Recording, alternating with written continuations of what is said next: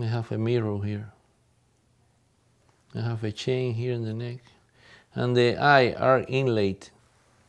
I started to collect in Cuba around 1976. In that time I started with some archaeological material from Cuba.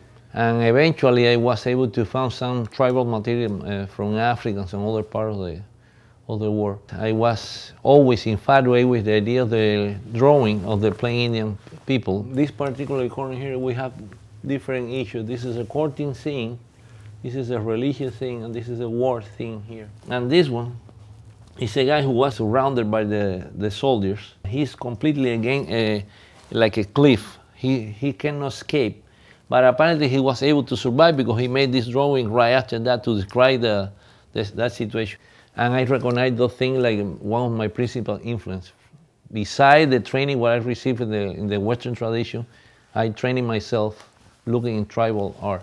We are here in the section of the African material, and I have particular interest in the Nkisi. What Nkisi means in Congo terms like a power object, a powerful object. I like this particular group because it's not only a carving, it also have a lot of details painted on the mask.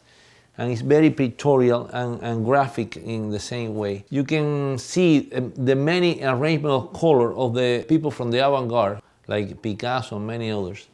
I take notes, you know, I make, my work is always like that. I have to be in the place, to receive the experience straight from the field work.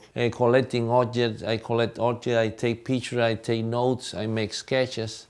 And with all this material, I came back and produced my own work. So yeah, by coincidence, I just came back from the Holy Week in northern Mexico, La Sierra Madre. It's a community of Cora Indian, also known as Nayeri people. And they perform the ceremony in some particular way because they mix it up the Catholic tradition with the pre-Hispanic tradition. And they wear masks with the incarnation of the evil characters running around the town. Yeah, I not only collect the mask, I also take pictures and I take notes and I make sketches like for the future work. And this is something what I do there normally, you know, I take quick sketches of the people using the mask and running around the town. And this is one of the characters, it's like a wild dog. And this is the character, how they move the mask on top of the head and they walk around the town like this.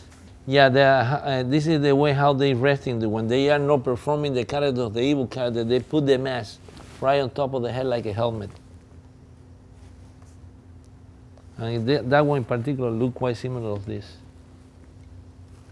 And specifically, I try to emulate with certain solution, artistic solution, what I like. For example, something like that for me is very brave.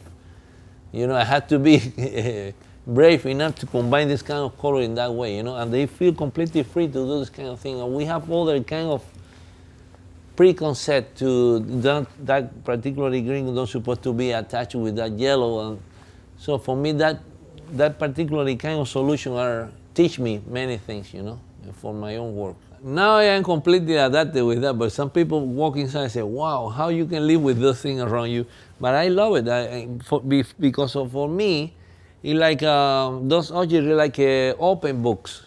It's like a personal library where I check in books, but this book is no book, there are objects, and every day they teach me something. Sometimes I found something after looking many times what I never see from the beginning, you know, that I never saw from the beginning. So for me it's important to live surrounded by these things.